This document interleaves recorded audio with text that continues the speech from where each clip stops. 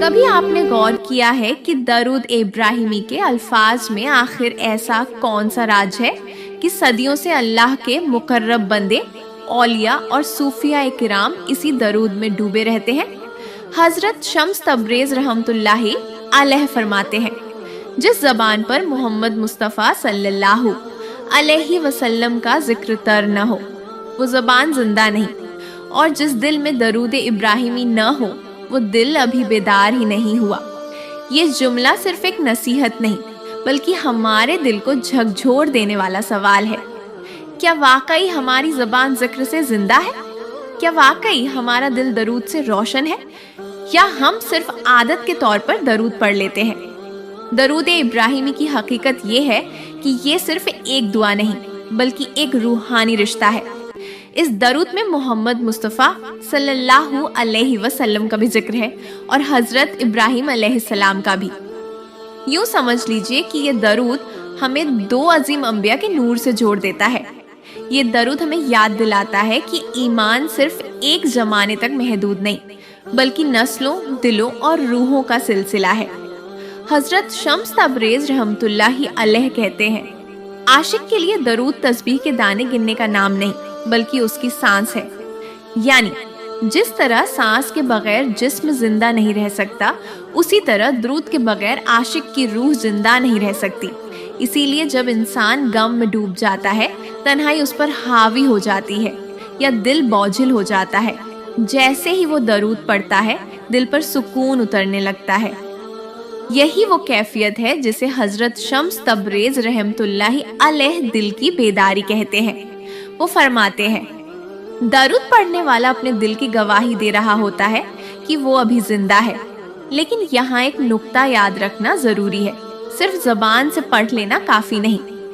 حضرت شمس تبریز رحمۃ اللہ علیہ بار بار سمجھاتے ہیں کہ اصل درود وہی ہے جو دل سے نکلے۔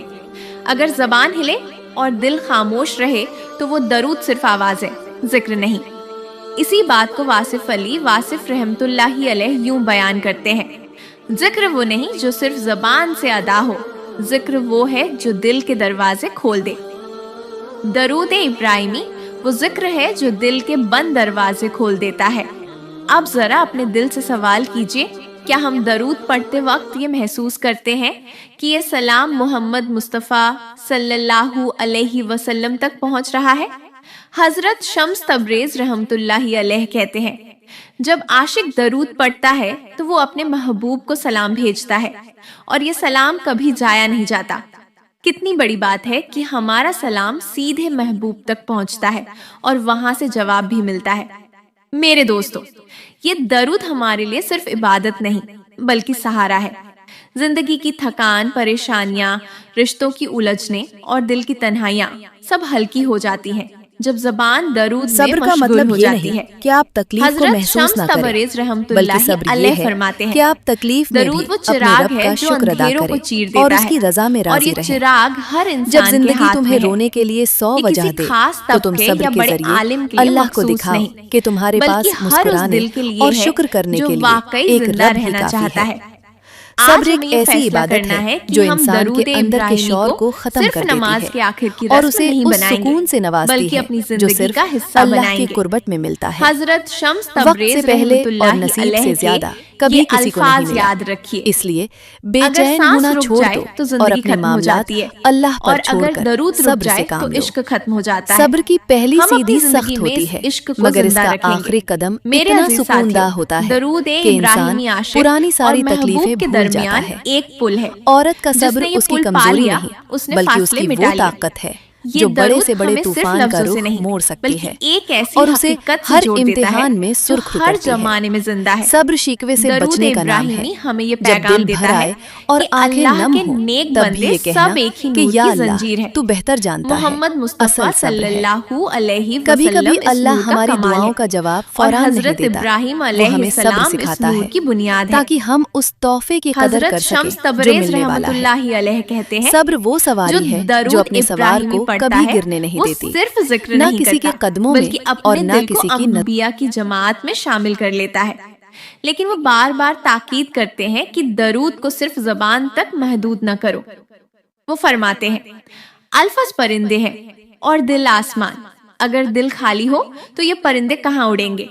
اسی لیے اولیاء ہمیشہ نصیحت کرتے ہیں کہ درود پڑھتے وقت دل کو حاضر رکھو۔ یہ تصور کرو کہ تم حقیقت میں آقا صلی اللہ علیہ وسلم کے سامنے بیٹھے ہو اور سلام پیش کر رہے ہو۔ یہی تصور درود کو جگر سے عشق میں بدل دیتا ہے۔ میرے دوستو، درود ابراہیمی دن ہو یا رات، تنہائی ہو یا ہجوم، سکون ہو یا پریشانی، ہر حال میں دل کو روشنی عطا کرتا ہے۔